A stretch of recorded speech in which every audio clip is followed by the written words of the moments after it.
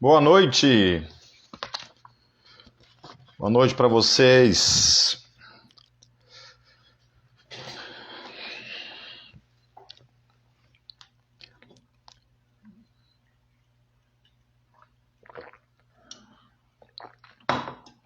Olá, Omar. Olá, Daisy.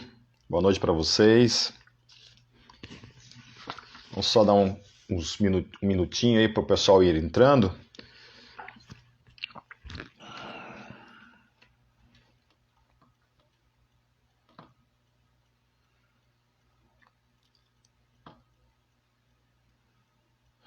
Boa noite, então, queridos. Hoje eu vou tratar de um assunto que foi divulgado lá, né, que é os desafios e ferramentas para evangelização. Então eu vou dar um pouco do meu testemunho aqui, né, daquilo que eu vivenciei nessa minha caminhada desde a minha conversão em 1990. Vou falar um pouco também do antes, né, e do pós-conversão. E vou tentar falar nessa uma hora aí de tudo aquilo que eu vivenciei, que eu experimentei, na verdade, na minha caminhada com Cristo, que já faz 30 anos, né?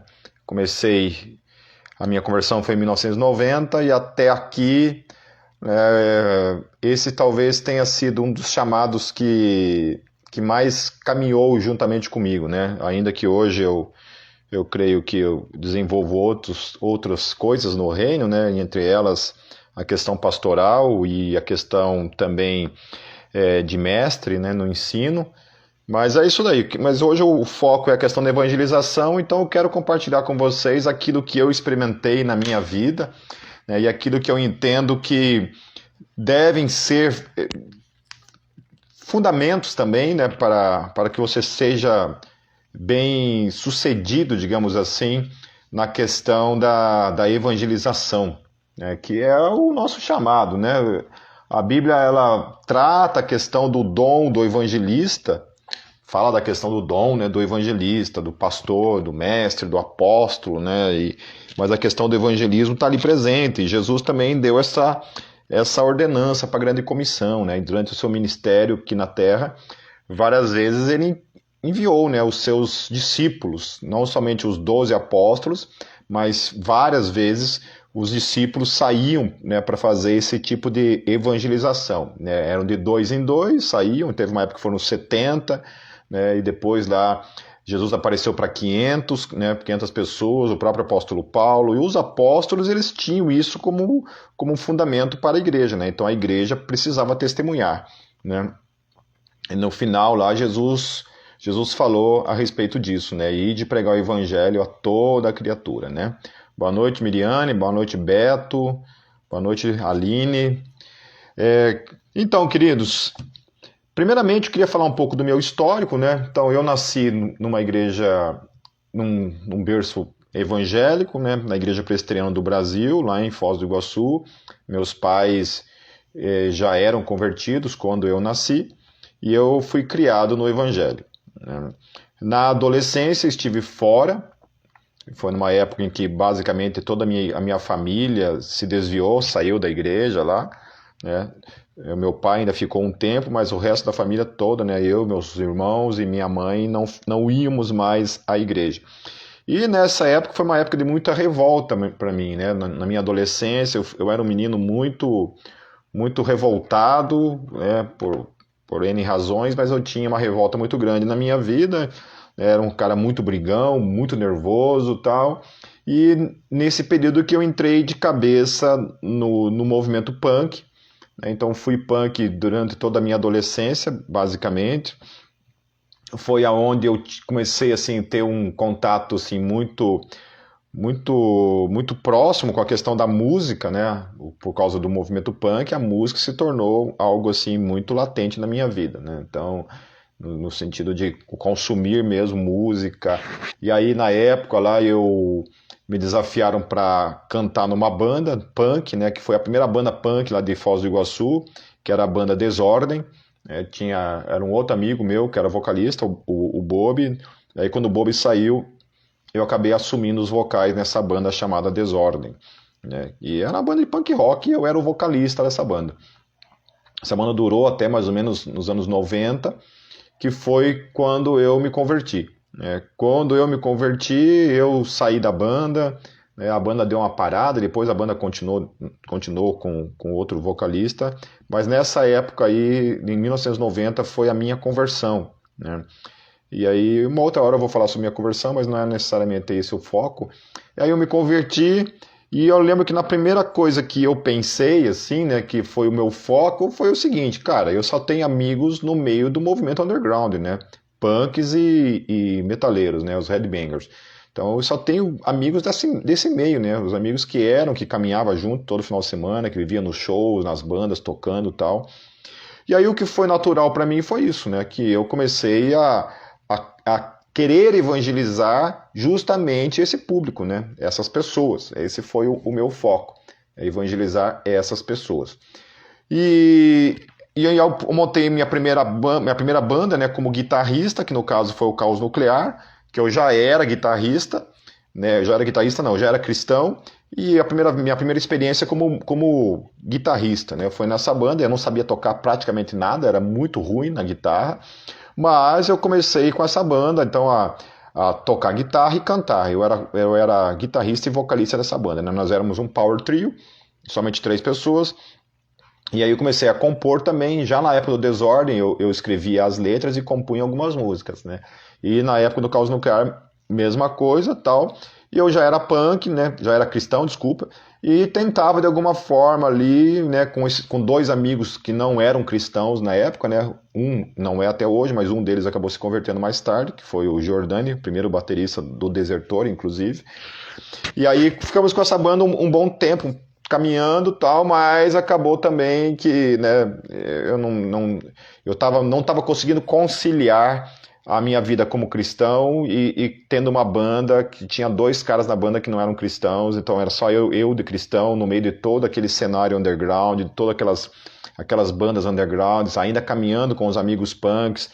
E assim, então foi um processo para mim assim muito difícil, né? Os 2 primeiros anos de conversão foi um processo muito complicado, porque eu ia na igreja, mas aí ficava às vezes 2, 3 meses fora, não conseguia ter uma caminhada assim, sabe, diária, digamos assim, em relação à minha vida na igreja, né, a estar na igreja. E eu vivia, então, trancos e barrancos, caindo, né, várias vezes caindo, tal, voltando, né, e um processo principalmente muito difícil para largar a questão do movimento punk, né. Isso foi muito difícil. Então, uma coisa que eu precisei, então, nesse momento, foi me afastar de todos os meus amigos, né? Foi me afastar, daí parei com a banda também, e me afastei, e fiquei um bom tempo afastado, tal, né? Nessa época eu evangelizei o Jordânia, né, que era o baterista, que era muito amigo, então a gente caminhava junto todos os dias. E aí, pela graça de Deus, o Jordânia acabou se convertendo, tal, né? E daí, nesse processo, então, isso antes do Desertor, eu queria falar um pouco desse processo, como é que foi. Então, assim, quando eu realmente consegui sair desse mundo do punk rock ali, da banda, e eu comecei, me envolvi de cabeça mesmo na questão da igreja, me envolvi com a igreja, com tudo, né? Eu comecei então a buscar a Deus, comecei a orar. Então, a primeira coisa, assim, o primeiro desafio, a primeira ferramenta que eu diria para todo mundo que quer evangelizar, que quer ter uma vida de frutos no aspecto de evangelismo, primeira coisa que é algo assim inegociável é ter uma vida de oração, né? Então a gente ali, eu comecei a orar muito, buscar a Deus muito, e orar muito, né? E a gente começou a se envolver, principalmente do pessoal da Igreja Presbiteriana, um grupo de jovens da Igreja Presbiteriana, começou a caminhar muito com o pessoal da Igreja Quadrangular, que tinha lá em Foz do Iguaçu. E todas as sextas-feiras eles faziam campanha, às vezes, né? Não todas as sextas, mas às vezes eles faziam campanhas de oração no tal do monte, né? Que era nada mais, nada menos do que ir lá no meio do mato orar. Então, ônibus assim de jovens, né? Pegava lá 2, 3 ônibus de jovens nas sextas-feiras à noite, né? E ia aquele monte de jovem dentro do ônibus cantando, né, com violão e tal, ia para dentro do mato lá. Entrava aquela renca de jovem para o meio do mato e lá começava a orar. E orar, e orar, e orar, e ficava um tempo ali orando, né? Isso todas as sextas-feiras, né? Durante 8 semanas a gente fazia isso. E isso gerou em mim, assim, né? Isso eu devo realmente na minha vida ao movimento pentecostal e especialmente a Igreja Quadrangular, que me ensinou, né? Que despertou em especial no meu coração esse aspecto da vida de oração.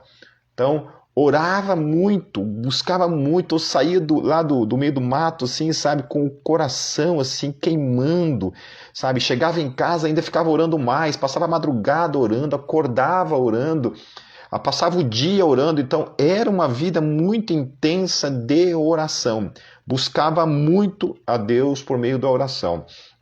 A outra coisa também, o outro desafio, né? Então, o primeiro desafio é isso, querido, não tem conversa, sabe? O primeiro desafio que nós precisamos é orar, né? E é um desafio, porque isso daí é uma coisa difícil, não é uma coisa fácil, entendeu? É difícil a gente orar, né? É muito difícil, mas a gente aprende e isso se torna uma ferramenta muito poderosa para evangelização. Então, eu diria que a primeira ferramenta, o primeiro desafio é buscar a Deus e a primeira ferramenta de evangelização seria uma vida de oração, né? A segunda ferramenta, que eu também fazia isso semanalmente, era tirar dias de jejum, tá certo? Então, não somente oração, mas também jejum. Então, orava muito, como eu falei, mas também jejuava muito. Mas jejuava, assim, às vezes 3 dias, às vezes 4 dias, né? Às vezes uma vez por semana, pelo menos um dia por semana era sagrado, né? Eu jejuar. Mas às vezes eu jejuava 2, 3 dias, e isso também ajudava muito, era muito gratificante, né, viver uma vida de jejum e oração, porque era um dia que você dedicava à oração, buscava mais a Deus, um dia de jejum, isso me ajudava muito nesse enchimento de Deus na vida, porque essas duas ferramentas elas ajudam isso, sabe? Você ficar cheio do Espírito Santo, né? A vida de oração e de jejum, ela te traz uma vida cheia do Espírito Santo, né? Isso é muito legal. É uma bênção demais para nossas vidas, né? Então, assim, o meu pai, a minha família, né? Algumas pessoas da igreja achavam que eu tinha AIDS, né? Porque na época lá, né, nos anos 90, esse negócio estava muito em alta. Por quê? Porque eu era tão magro, eu era um esqueleto, por causa da vida de jejum, né? E eu emagrecia bastante, até tenho fotos ali no meu Facebook, era couro e osso só, né? Por causa do jejum. Mas tinha todas as compensações, né? O que isso gerou na minha vida, o que isso transformou a minha vida, o que isso fez de mim foi maravilhoso. Amém? Eu vou salvar assim, Felipe, fica tranquilo. A outra questão foi a questão do conhecimento bíblico, né? Foi a questão do conhecimento, você buscar conhecer a Bíblia, né? Saber realmente qual é a mensagem da Bíblia. Porque uma das coisas que depois eu vou falar foi que o que me fez especialmente assim buscar uma vida de conhecimento, né, buscar uma vida de conhecimento, foi essa questão dos desafios que o evangelismo trazia. Então, na época, lá nos anos 90, a gente usava muito panfletos, assim, sabe, uns panfletinhos, assim, escrito lá, João 3,16, uma mensagenzinha ali, e eram uns panfletinhos, assim, com flores, né, com rosas, né, então, imagine, né, a gente pegava e usava aquilo ali era a nossa ferramenta de evangelismo. Porém, já nos anos 90, queridos, os desafios já estavam mudando, né? Nos anos 80 foi um tipo de desafio, nos anos 90 foram outros tipos de desafios que a gente enfrentava no evangelismo, sabe? Então, muitas vezes as pessoas questionavam a fé cristã, colocavam em xeque a fé cristã, e eu não tinha muito o que responder, não sabia o que responder, eu era novo na fé e eu não sabia muito, assim, o que responder. Então, isso me levou a fazer um seminário teológico, né? Aí buscar um seminário teológico para orar, para buscar conhecimento. E aí eu fui, realmente, entrei para um seminário teológico, né? Não tinha o intuito de me tornar um pastor, né? O único intuito disso era realmente conhecimento para utilizar na minha vida ministerial. né? Então, o conhecimento bíblico, né, você conhecer a Bíblia, até mesmo para você ter algum tipo de resposta, né, é uma das coisas. Porém, não é suficiente, né? Não estou dizendo que a Bíblia não é suficiente. Antes que alguém pegue aí a minha fala, isole e lança assim, o Pipe falou que a Bíblia não é suficiente. Eu falei, no que diz respeito às estratégias de evangelismo, né, não é somente hoje chegar lá e falar João 3,16 que está tudo certo, né? Então não é isso que eu tô falando, tá?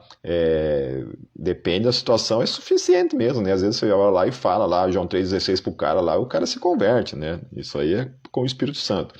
Mas eu penso que você precisa, especialmente diante do momento que a gente está vivendo, assim, na questão de neoateísmo, principalmente, na questão de relativismo, né, relativismo teológico, de relativismo não, de liberalismo teológico, de relativismo moral, essas coisas, gente, vocês precisam estar muito afiados em relação a ter respostas, a saber como se portar, como conversar, como até mesmo argumentar especialmente, né? Você precisa estudar apologética, né? Apologética cristã, que é a defesa da fé, né?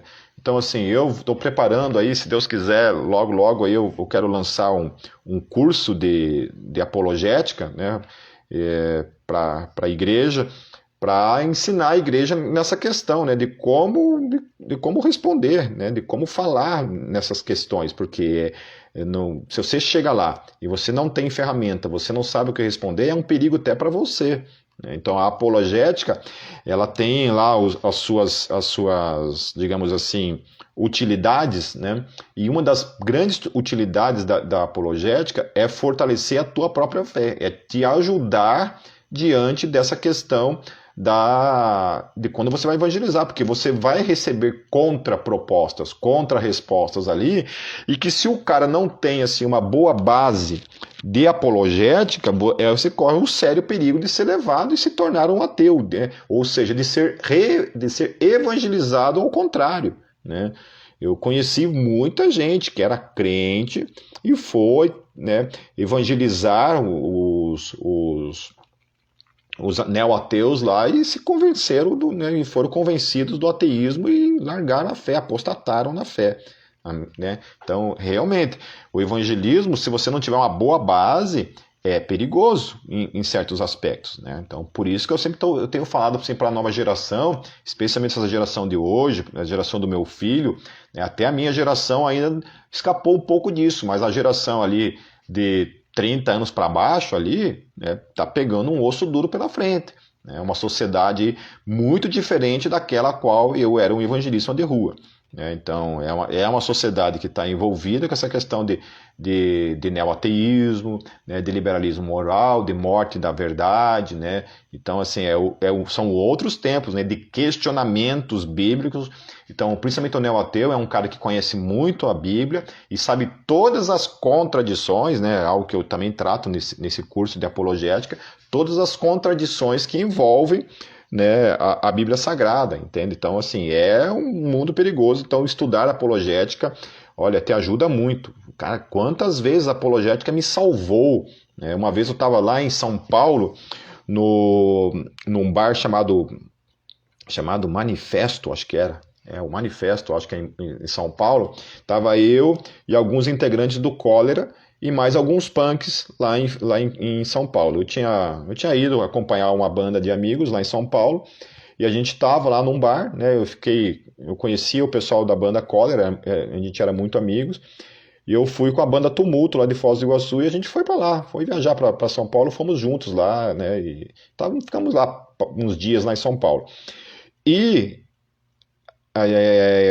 eu lembro que a gente estava lá nesse bar, Manifesto, conversando, e aí o Pierre e mais algumas pessoas ali começaram a questionar a questão da fé cristã, assim, não sei por que surgiu isso, começaram a questionar a questão da Bíblia Sagrada, que, né, e foi mudada, isso e aquilo, tal. E ali eu já tinha um conhecimento de apologética, né, E aí eu comecei, né? Comecei a contra-argumentar, falando para eles que não era verdade, que aquilo ali não era verdade, que ele não tinha base e tal. E comecei a apresentar o contraponto disso, né, cara? E foi muito bom, porque aquilo fez eles realmente repensar, rever aquilo que eles estavam falando. Então, hoje eu acho que é uma ferramenta extremamente necessária para qualquer pessoa hoje que quer ser relevante na sociedade, quer evangelizar e quer ter respostas, né? Porque você não pode chegar lá sem respostas, ok? Né? E principalmente não pode ser convencido do contrário, né? No sentido de se tornar aí um neo-ateu, ok? Né? Então é muito perigoso você ir para um evangelismo sem ter aí uma ferramenta de evangelização aí, certo? Então, apologética, tá, queridos? É uma coisa também que eu desafio também, né? Que é um desafio, é uma ferramenta, claro que, né? É um desafio, entendeu? Ou seja, você precisa gastar tempo, você precisa estudar, você precisa investir, você precisa ler, né? Tá certo? Né? A Isabela disse assim, perguntou que livros de apologética você indica para quem está começando a ler sobre o assunto. Primeiro livro que todos devem ler de apologética chama-se Evidências que Exigem um Veredito, do autor Josh McDowell, ok? Evidências que Exigem um Veredito, do Josh McDowell, certo? Hoje eu acho que ele só é vendido numa versão única, porque ele existia em volume 1 e volume 2. Né? Então você comprava o volume 1, que para mim é o mais importante, e separado, né? E daí tinha o volume 2, que era separado, tratava de uma outra coisa. Mas hoje eu acho que você só encontra ele numa versão única, ok? Mas assim, também está meio que difícil de encontrar esse livro. E ele não é um livro barato, ok? Você até encontra ele em PDF, né? Em PDF você pode ser que você encontre ele na internet, ok? Mas é um livro caro, tá? Não é um livro barato, né? Mas o conteúdo dele é excelente, ok? Então, todo livro, sempre quando vai falar de apologética, o primeiro livro que eu indicaria é Evidências que Exigem um Veredito, volume 1. Evidências que Exigem um Veredito, volume 1, do Josh McDowell. Esse é o primeiro livro que eu indico, que todo evangelista tinha que ler.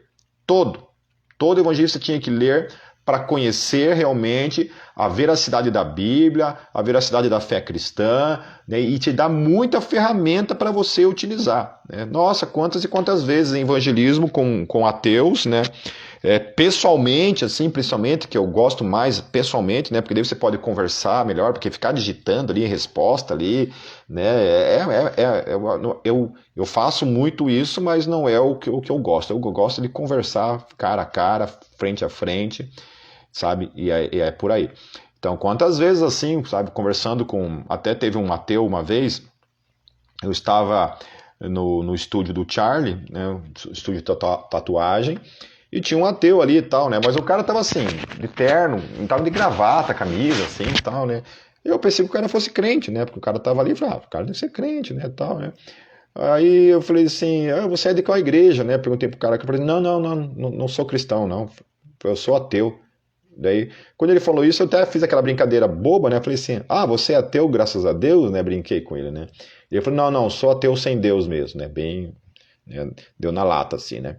Aí, cara, nossa, quando ele falou assim, eu já na lata, assim, emendei, né? Pum. Mas me diga uma coisa, como que você chegou a essa conclusão de que Deus não existe, né? Como é que foi esse caminho, né, para você hoje ser um ateu, tal? E ele começou a falar, tal, algumas coisas, né? Começou a criticar a Bíblia, começou a criticar o cristianismo, né? E o principal livro que eu utilizei, as ferramentas, foi desse livro, do Evidências que Exigem o Veredito. E eu comecei a falar para ele sobre a veracidade da Bíblia, tal, a questão arqueológica, a questão de Jesus, a questão de Deus, a questão profética. Comecei a falar para ele, né? Só expor para ele e principalmente questionar o ateísmo dele, né? Eu falei assim, cara, eu acho que você não conhece o cristianismo. Eu acho que você nunca estudou o cristianismo para falar isso que você está falando, entende? Porque o cristianismo é muito mais do que isso, cara. Você tá tendo uma ideia distorcida aí, né, que você pegou aí, né, uma informação aí e não foi verificar de fato. Então eu te desafio você realmente verificar o que é o cristianismo, o que é de fato a fé cristã, né? O que principalmente essa questão da veracidade da fé cristã, cara, entendeu? Você está totalmente equivocado, eu falei isso para ele e tal, e conversei um pouquinho mais ali e acabou a conversa. Moral da história, né? Um mês depois, alguns meses depois, eu conversando assim com o Charlie falou para mim assim, Pipe, lembra aquele cara que você estava conversando aquele dia lá no estúdio, que o cara era ateu?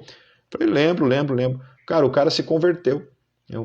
Depois daquele dia, a tua conversa com o cara mexeu com o cara, entendeu? E hoje o cara está frequentando a igreja tal, lá falou o nome da igreja que ele estava frequentando, entendeu? Então, é uma ferramenta poderosa, né? Claro que não é sem o Espírito Santo, meu filho, tudo isso daí é só balela, né? É só conversa, entendeu? O Espírito Santo é o agente que convence, que converte, que dá o dom da fé, né? Que começa o processo na conversão de qualquer pessoa. Porém, nós somos essa ferramenta o qual ele utiliza, né? A comparação do Novo Testamento entre o apóstolo Paulo e os demais apóstolos é inquestionável. E por que é inquestionável a comparação? Porque o apóstolo Paulo era um mestre em teologia, né? Ele era um apologeta por excelência. Ele era um cara estratégico por excelência. Era um cara que sabia utilizar do seu conhecimento, especialmente, para revelar Deus. Entende? Então, o conhecimento teológico que ele tinha, ele recebeu, obviamente, revelação da parte de Jesus na vida dele, né, que iluminou especialmente questões lá no Antigo Testamento para que ele fizesse ponte entre o Antigo Testamento e o Novo Testamento para evangelizar o mundo antigo, né? E ele foi, em questões de eficiência, o apóstolo que mais alcançou, né, sucesso nesse aspecto. Todo o mundo antigo basicamente foi evangelizado direta e indiretamente pelo ministério dele, né? Não estou menosprezando os demais apóstolos, estou falando que a grande diferença na vida do apóstolo Paulo foi justamente essa questão do conhecimento que ele tinha.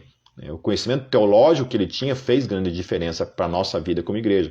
Quando você lê as cartas de Paulo, aquilo ali é uma coisa fantástica, né?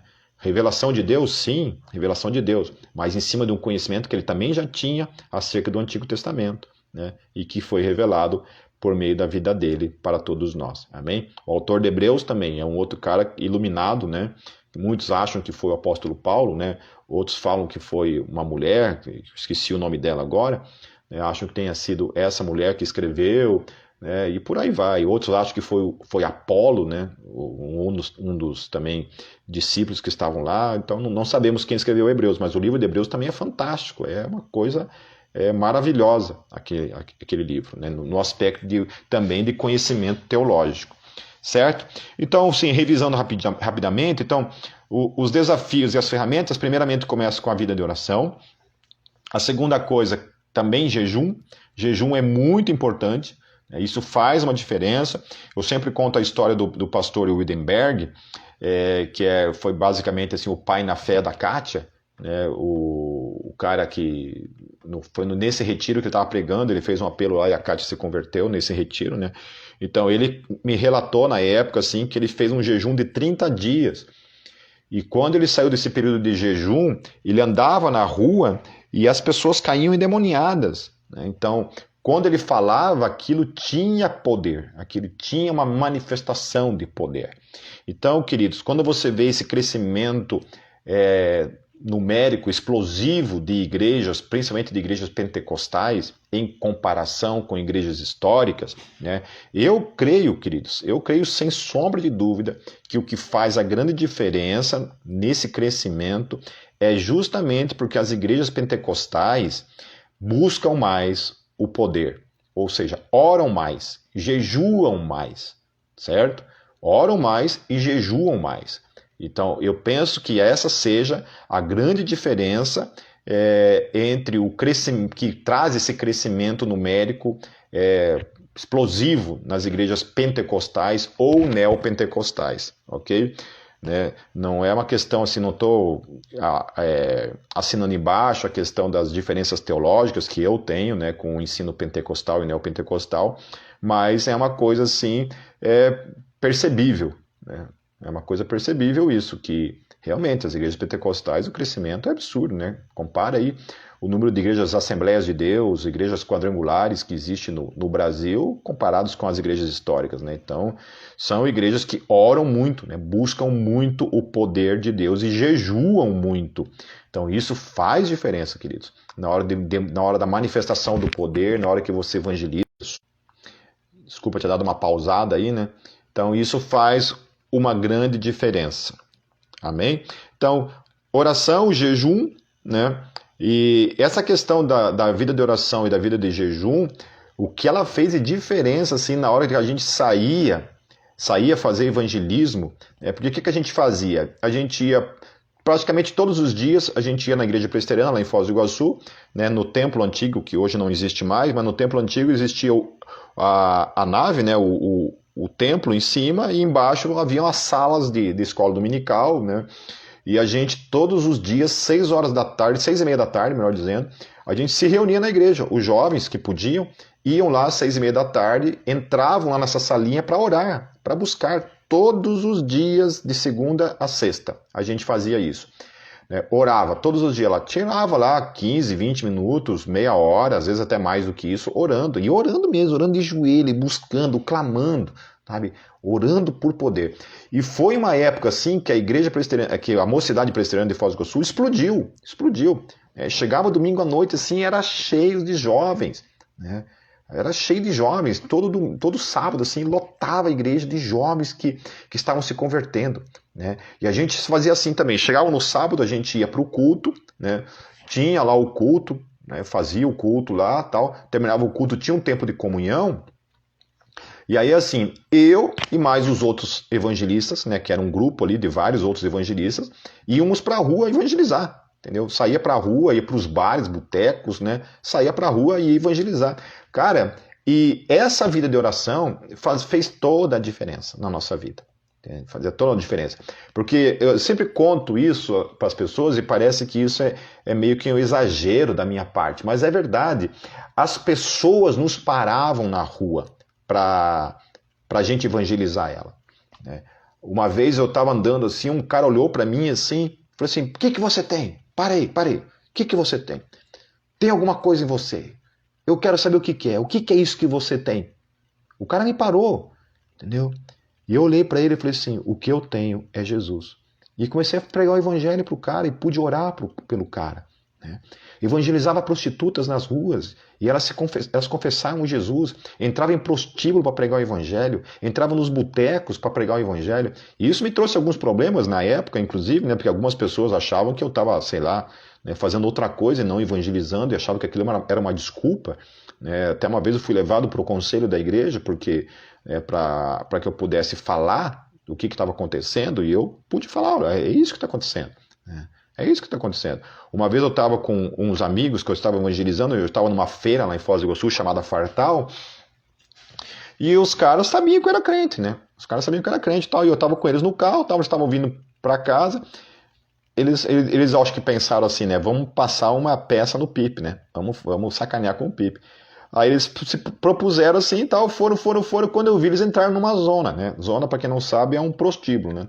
Entraram numa zona, entende? E eu lá, né? Eu lá junto com eles, né? Ah, tá, beleza, né? Tal. E ali falando de Jesus, tal, né? Fui lá, sentei lá, né? Junto com eles dentro desse lugar, tal, né? Pregando o evangelho. Veio uma das mulheres que trabalhavam lá nesse lugar e me convidou para dançar, né? Convidou para dançar. Falei, ah, beleza, vamos lá, né? Fui ali dançar com ela, tal, né? E nesse momento que eu estava dançando com ela, eu preguei o evangelho no ouvido dela. Falei assim, olha, o que você está fazendo aqui? Você não sabia que Deus ama você? E que esse não é o sonho de Deus para tua vida? Não é o que Deus quer para tua vida? E preguei o evangelho para ela. Entendeu? Terminou de dançar, falei, ó, Deus abençoe, tchau, e voltei lá para o meu lugar, continuei evangelizando. Eles viram que não ia acontecer nada, pegamos, entramos no carro e fomos embora de novo. Né? Mas é isso. Né? Eu não estou dizendo para você fazer a mesma coisa que eu, né? Imitar-me e fazer esse tipo de coisa. Né? Estou falando que eu fui pego de surpresa. Né? Amém. Entendeu? E fui lá, entendeu? Preguei o evangelho e amém. Né? Também te amo, Belzinha. E aí essa questão, então, da ousadia, né, que também é uma outra questão que eu queria falar. você orar, você jejuar, você ter conhecimento bíblico, né, que é a terceira coisa, você conhecer a apologética, tudo isso em um momento vai precisar de uma palavrinha na minha e na tua vida, né? A questão da obediência, do obedecer a Deus.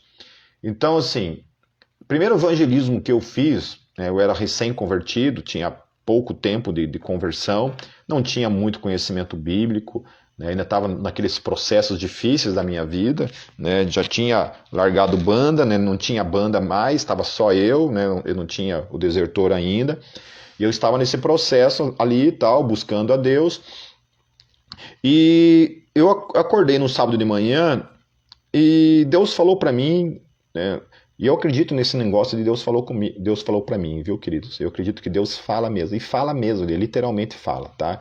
Deus fala por meio da palavra? Sim, fala por meio da palavra. Mas Deus falou comigo diversas e diversas vezes e ainda fala comigo, certo? De eu ouvir a voz de Deus mesmo na minha mente, no meu espírito, de ouvir Deus falar, ok?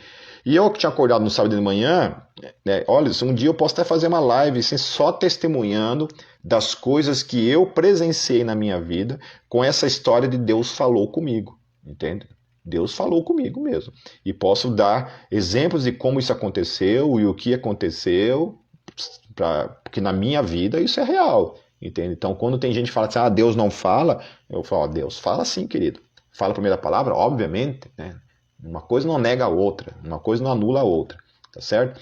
Então assim, eu acordei no sábado de manhã e Deus falou comigo que era para eu ir lá para o calçadão lá de Foz do Iguaçu para evangelizar, né? E eu nunca tinha feito isso, eu nunca tinha evangelizado assim de rua, né? Na rua evangelizado pessoas, né? Foi a primeira vez que eu tinha feito, que eu ia fazer isso.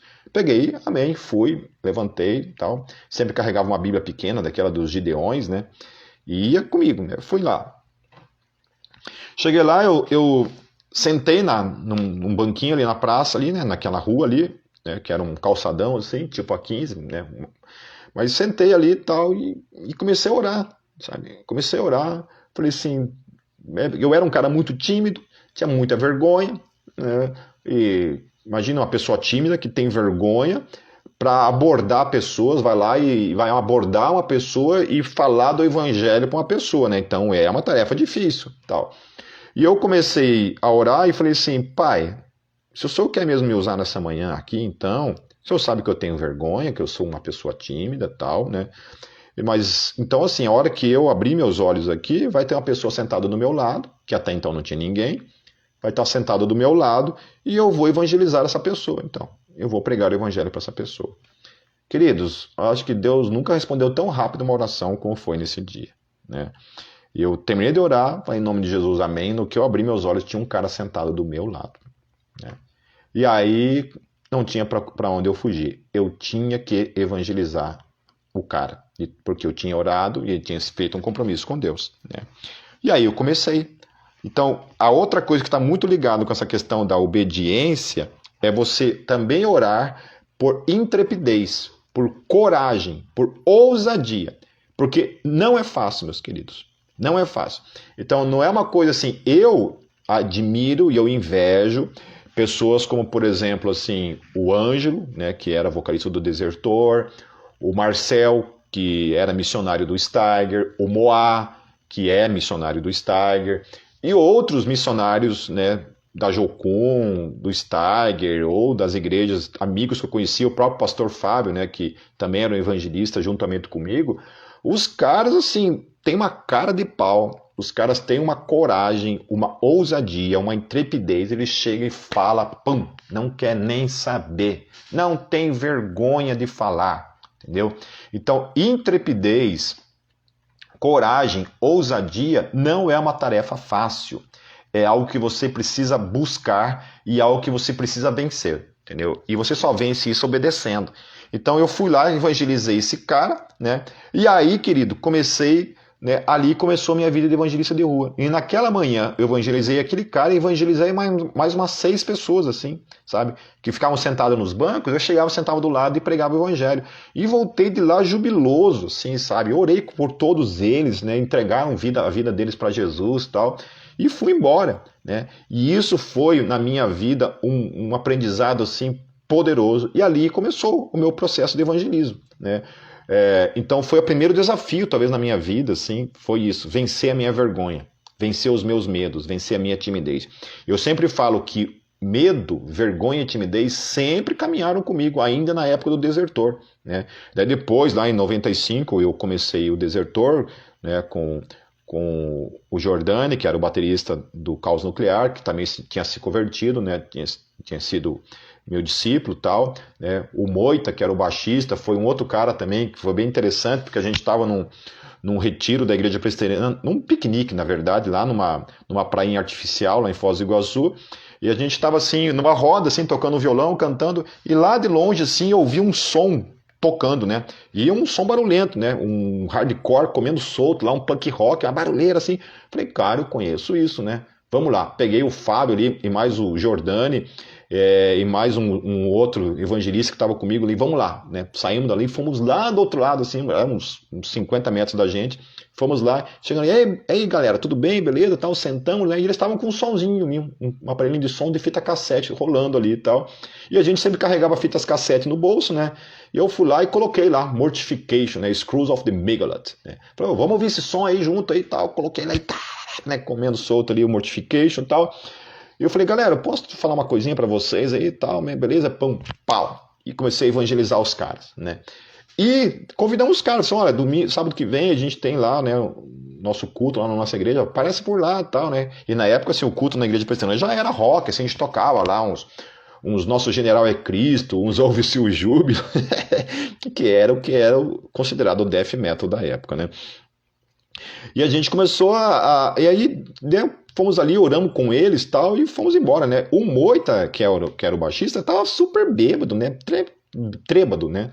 Tal, deu o final de semana seguinte, estavam todos eles lá. Chegaram na igreja, lá, né, cara? E, cara, foi muito legal. E ali, daí, cara, o Moita acabou se convertendo, né? Acabou se convertendo e tal, e a gente entrou no discipulado e ele se tornou o primeiro baixista do Desertor, né, na época, né? Daí chamamos um outro amigo e começamos o Desertor. Mas assim, na época, lá em Foz do Iguaçu, tipo assim, a gente era a única banda cristã que tinha, assim, de fazer evangelismo, assim, e tal, né? Minto, antes já tinha uma banda chamada Marturion, né, que é a primeira banda cristã que eu toquei, que era o Marturion, que era eu, o Celso do Stauros, né, que era vocalista e baixista, eu na guitarra, e o Lé, que era um amigo nosso também, foi um cara que me discipulou também, que era o baterista. Então éramos nós três, era um power trio, e a gente tocava assim, mas a gente não tocava muito assim na cena underground, a gente tocava em colégio, em escolas, assim, em alguns lugares, mas não no meio underground. Mas o Desertor foi a primeira banda assim cristã que eu comecei a desenvolver um ministério no meio underground mesmo, diretamente, né? Então, cara, sempre foi desafiador, sempre foi difícil.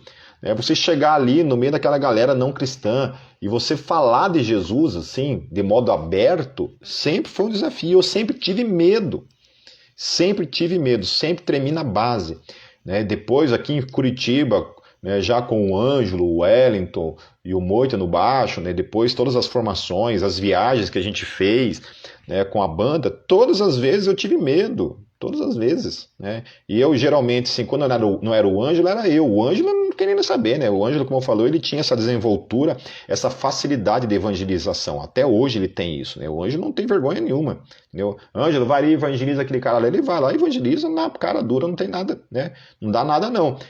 Nossa, eu é um desafio, entende? Então, eu obedeço, eu venço o medo. Então, as pessoas que se escondem atrás do medo e da vergonha, eu queria falar isso, sabe? Falar isso que em nome de Jesus, sabe? Obedeça, queridos. É muito gratificante. É difícil? É. Mas vença os seus medos e obedeça a Deus, sabe? Que vidas vão ser salvas, né? Eu tinha uma banda também chamada, antes do Desertor, uma banda chamada, eu acho que era Aliança Eterna, o nome. Eu não lembro. Mas era eu, o Jordani, o Celso no baixo, né, Celso do Stauros, e um amigo nosso chamado Luiz, cantando. E a gente também fez uma vez uma apresentação numa escola, numa cidade vizinha chamada Santa Terezinha de Itaipu. A gente tocou de manhã, à tarde e à noite, assim, 3 horários, né? E foi muito legal porque era para a escola inteira, né? Então era uma apresentação para a escola inteira. Então tinha lá uma sala, enchia a sala de alunos. A gente tocou de manhã, tocou de tarde, tocou de noite. E a gente também evangelizou, né? E aí passou lá uns 6 anos depois, 7 anos, sei lá. Eu já estava morando em Curitiba, a gente foi fazer um evangelismo em Foz do Iguaçu com várias bandas aqui de Curitiba. Pegamos um ônibus e fomos lá, né? Que na época da Zadok, quando a gente era Zadok ainda. E terminamos de tocar lá, né? As bandas tocaram, o Desertor tocou, tal. Terminou o show, assim, terminou a apresentação, um cara lá fora falou assim: "Ô Pipe, você não vai lembrar de mim, cara. Mas você lembra tal, aquela vez lá em Santa Terezinha que vocês foram tocar com uma banda tal, lá, né?" Eu falei: "Lembro, cara, lembro disso." Então, cara, aquele dia eu entreguei minha vida para Jesus. Naquele dia eu entreguei minha vida para Jesus. Né? Porque a gente fazia um apelo e chamava os jovens na frente, e via um monte de jovens na frente. Então foi assim, sabe, uma das coisas mais assim, mais satisfatórias, sabe, de muitos frutos. Foi um tempo de muitos frutos. Mas por que eu estou falando isso? Porque todo fruto vem, primeiramente, da ousadia, sabe? Se você não tiver ousadia para fazer isso, né? Vida de oração, vida de jejum, conhecimento bíblico, conhecimento de apologética, né? Até mesmo para a tua própria vida, obediência, né? Obedecer a Deus, ter coragem também para praticar, para evangelizar, ter ousadia para evangelizar, né? Você nunca verá os frutos de Deus na tua vida, entende? Né? Eu acho assim que realmente eu creio nisso, né? Que experimentar a Deus envolve 3 áreas que todos nós precisamos experimentar a Deus, porque é assim que Deus manifesta a sua própria existência na minha e na tua vida. Primeiramente, é a vida de oração, né? Você experimenta Deus orando. Então, eu tive minhas experiências místicas, que é inquestionável para mim, entendeu? Eu não tenho dúvida nenhuma da existência de Deus, eu não tenho como negar a Deus na minha vida, né? Eu posso sofrer, ficar bravo, magoadinho com Deus, mas não tenho como negar as coisas que eu já vivenciei na minha vida de oração, na minha vida de busca a Ele. A segunda coisa que Deus se revela é pelo conhecimento bíblico, né? Pelo conhecimento teológico. Até hoje, meu Deus, eu tenho agora feito uma série em cima do livro de Êxodo, então eu preciso estudar o livro de Êxodo. Nossa, as coisas que Deus tem se revelado assim, para a minha vida por meio do livro de Êxodo. Fantástico, fantástico. O livro de Gênesis, agora o livro de Êxodo, e todo o Novo Testamento. Então, é algo fantástico, o conhecimento teológico, você conhecer a Deus por meio da teologia, sabe, por meio da Bíblia Sagrada, é algo fantástico, né? E a terceira coisa que eu falo que você experimenta Deus é por meio da manifestação do teu ministério, da obediência do teu chamado. Então, as coisas que eu experimentei em Deus, assim, obedecendo a Deus, fazendo aquilo que eu tinha sido chamado para fazer, né, como evangelista, primeiramente, como evangelista, né, e daí discipulando essas vidas, depois como músico também, porque eu era um cantor, né? Eu era um berrador, né? Um cara que berrava no microfone. Depois me tornei vocalista do Caos Nuclear, né? Guitarrista também. Então comecei a aprender a tocar guitarra. E aí eu queria usar esses dons, eu queria usar, sabe, as minhas ferramentas, o que eu tinha na mão. Então a outra coisa também que eu queria falar, que é como desafio, que é você utilizar as suas ferramentas, né? As suas ferramentas. Aquilo que você sabe fazer, entende? Eu sabia mal tocar guitarra, então vai ser isso mesmo, entende? Vai ser isso mesmo que eu vou utilizar a guitarra, né? Hoje eu sou relevante, né, em outros aspectos além da música, mas por quê? Porque as pessoas falam assim, o Pipe é um cara muito inteligente, um cara com muita sabedoria. Mas, queridos, ninguém sabe que eu gastava 6 horas por dia lendo, por exemplo, né? Quando eu me tornei um guitarrista, né, que todo mundo fala, o Pipe é um bom guitarrista, um ótimo guitarrista, mas eu gastava 6 horas estudando guitarra, entende? Então, isso também tem muito a ver com esse próximo ponto que eu ia falar, né? Fazer as coisas com excelência, entende? Fazer as coisas com excelência. Então, quando eu quis montar uma banda, eu queria montar uma banda que fosse realmente fazer jus à banda ao nível secular, entende? Não ia fazer uma banda ruim. Então, vou lá e escolhia uns músicos que iam dar conta do recado. entende? Porque tem muita banda aí que nasce por aí que os caras são ruins, entende? Que os caras fazem umas letras assim muito jacu, desculpa a palavra, né? Umas coisas jacu, assim, umas coisas que dão vergonha de ouvir, entende? Então, seja estratégico, né? Faça a coisa com excelência, né? O melhor que você puder. Se você vai montar uma banda de hardcore, faça o melhor hardcore que você puder. Se vai montar uma banda de heavy metal, faça um heavy metal com excelência. Tá certo? Para realmente isso causar impacto. Então, o Desertor causou impacto na cena secular por justamente fazer um hardcore de nível com todas as outras bandas a nível mundial, né? Não estou me achando, estou falando daquilo que as críticas vieram falar acerca, né, do nosso trabalho, entende? Então, faça algo com excelência, né? Um teatro com excelência. Então faça as coisas com eficiência, com excelência, né? Inclusive agora fazendo uma propaganda rapidinha aí, né? A gente tem uma grande ferramenta nas mãos. Nossa, como eu queria ter essa ferramenta lá nos anos 90, ter essa ferramenta durante o Ministério do Desertor nas viagens, ter uma Metal Bible, né? Uma caixa de Metal Bible e acompanhando a banda ali e depois dos shows poder presentear uma pessoa com uma Metal Bible, né? Inclusive, se alguém quiser patrocinar aí doando uma caixa, né? Fala comigo aí, a gente providencia, né, os canais, as formas de você conseguir aí comprar uma caixa, né, que seja aí. Eu queria agradecer, inclusive, né, algumas pessoas que compraram várias Bíblias e deixaram na minha mão. Olha, Pipe, eu estou comprando essas Bíblias para você usar como ferramenta de evangelismo aí, tá certo? Para você dar para uma pessoa não cristã. Né, e pode ter certeza que está separadinho, guardadinho e vai ser utilizado para esse fim. Amém? Então, né, você tem essa ferramenta hoje, que é a Metal Bible, né? Depois lá dos anos 90 surgiu aí vários fanzines também no Brasil, que foi a White Metal Detonation, né, que era uma revista lá que o Sandro Baggio fazia, né, o Cláudio Tibérios fazia, que foi uma revista fantástica. Depois surgiu a Metal Mission lá do Flávio, lá de Londrina também, que foi outra ferramenta poderosa. Nossa, o quanto aquilo foi utilizado como ferramenta de evangelização. A própria Extreme Brutal Death lá do Cássio, né? E depois surgiram outros ali, que agora não me vem ao nome, mas revistas especializadas assim que foram uma benção, entendeu? E feitas com excelência, né? Que vem causar impacto e muita gente pode se converter, né? Então a música é uma ferramenta poderosa de evangelismo, né? Eu tenho utilizado ela desde que eu me converti, né? Tentei lá com o Caos Nuclear, não deu muito certo, porque os caras não eram crentes, tal, só eu que era cristão. Depois veio o Desertor, né? E depois outras bandas que eu fui montando, tal, e, né, sempre usando como ferramenta de evangelização, certo?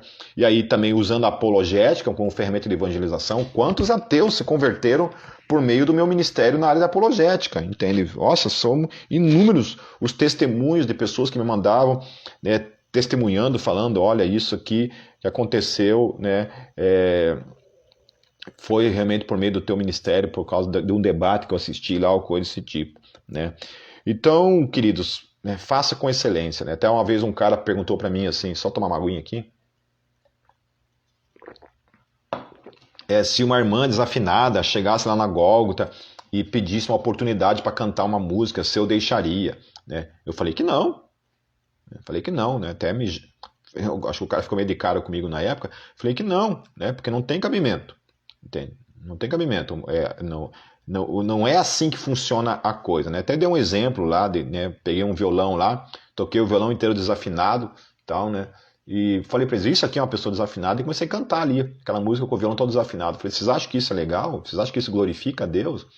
Que realmente é o coração que importa? Entendeu? Eu acho que o chamado dela não é esse. Se a pessoa é desafinada, o chamado dela não é fazer um solo musical lá na igreja, entendeu?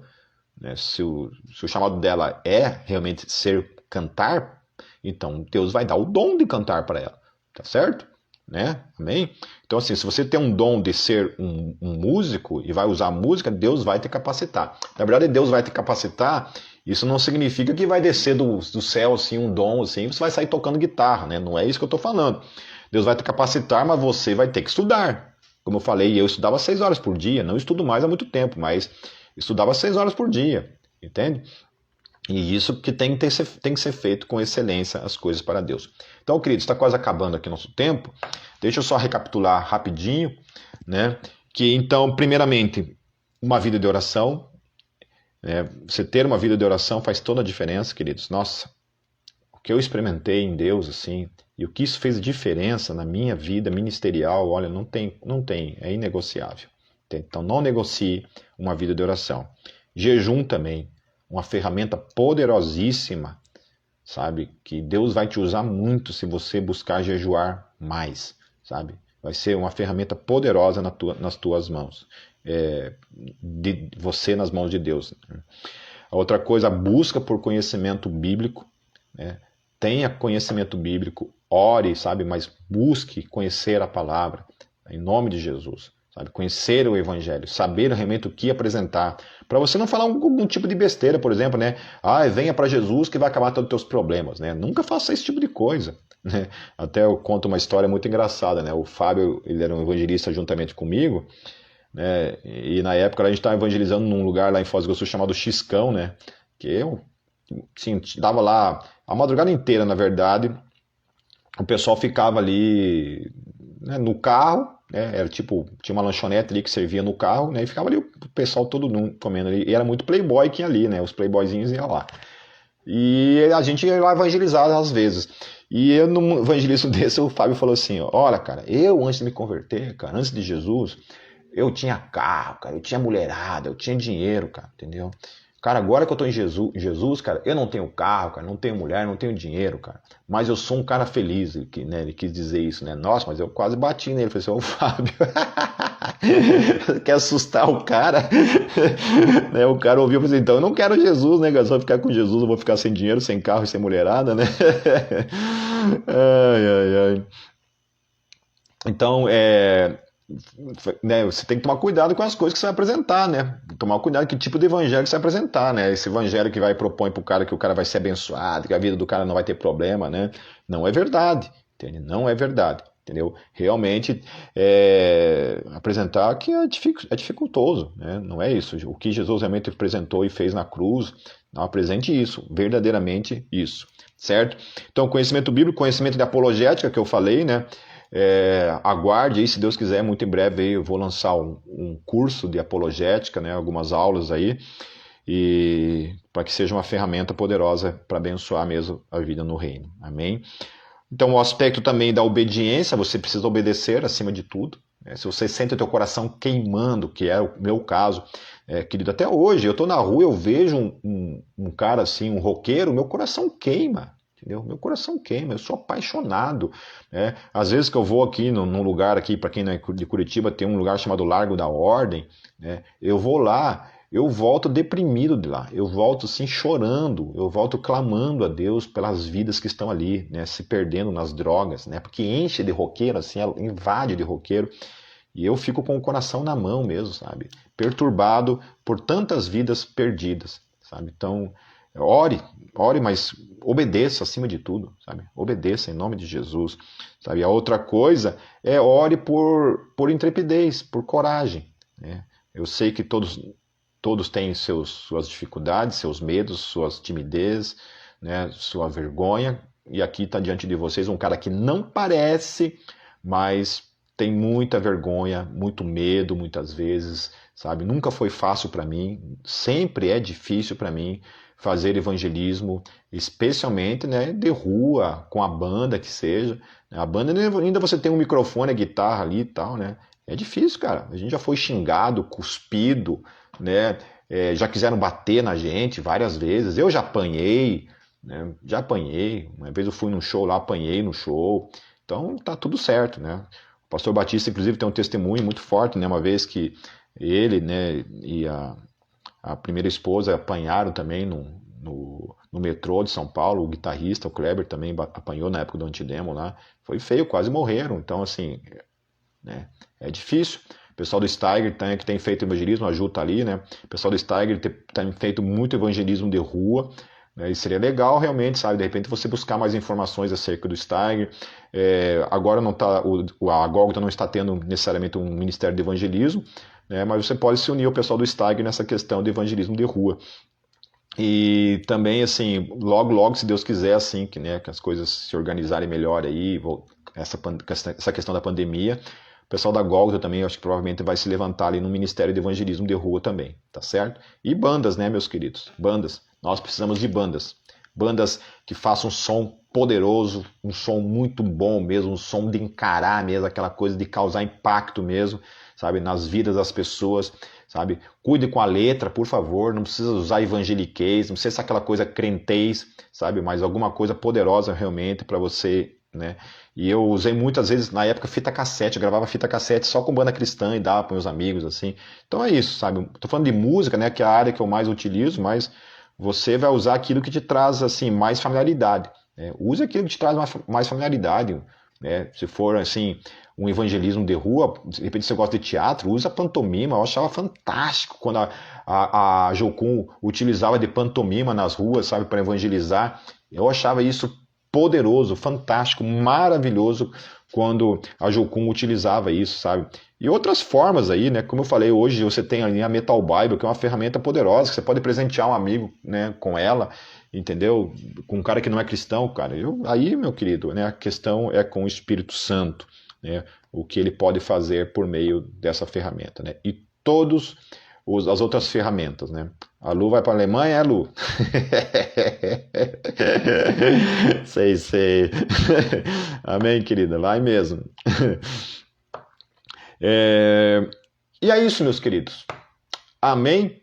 Espero poder ter ajudado vocês, né? E dado a vocês alguma coisa da minha experiência, das minhas ferramentas. Obviamente que tem mais coisas, né? Nós estamos só tratando algumas coisas pequenas, né? Algumas coisas da minha experiência, algumas coisas daquilo que eu entendo e que eu acho que são fundamentais, sabe, para uma vida de evangelismo, para que você seja realmente relevante nesse aspecto, né? Nunca se esqueça disso, desses pontos que eu estou pontuando aqui, que é a oração, jejum, conhecimento bíblico, conhecimento de apologética, obediência, intrepidez, fazer as coisas com excelência, buscar o campo de maior familiaridade e conforto, né? No caso, conforto que eu digo familiaridade, né? Não conforto, porque nem sempre é confortável, mas de familiaridade. Se você é um músico, você vai usar mais a área da música, né? Então descarta essa questão do conforto, porque não existe conforto, realmente é desconfortável, né? Para alguns não, para alguns, como eu falei, citei alguns nomes aqui, né? O próprio pessoal do evangelismo aqui do Steiger, a Ju, né? A Tamara, né? Tem maior familiaridade com essa questão, talvez consiga fazer isso sem vergonha, né? E eu sou um cara que tenho vergonha. Era de ação sem vergonha. Amém, meus queridos? Então é isso. Deus os abençoe. Até semana que vem, na próxima live. E, assim, queridos, sugiram aí, né, mais temas, né? A gente tem uma listinha de temas ainda que está faltando lá, mas vão sugerindo os temas ali. Eu acho que está na hora do pessoal lá da comunicação até mesmo desafiar ali uns novos temas, né? Além desses que a gente já tratou nas lives seguintes, tá? Então aí tem outras lives anteriores aí que você pode também depois assistir lá, né? Sempre com alguns temas daquilo que vocês mesmos têm desafiado, né? Têm sugerido. Então é isso, queridos, tá? Muito obrigado por todos que ficaram aqui até agora e realmente penso e oro a Deus para que isso seja relevante e os ajude a reevangelizar esse mundo que está tanto precisando do evangelho, da pregação do evangelho. E estamos juntos e bora evangelizar. Amém, Lu? Vamos evangelizar sim, em nome de Jesus, tá? Vamos impactar essa nossa cidade, esse nosso país, o mundo, aonde o Senhor nos levar. Amém? Um beijo para todos vocês, Deus os abençoe e até terça que vem, ou então domingo na pregação, no culto da Gólgota. Amém? Um beijo para todos vocês, Deus os abençoe.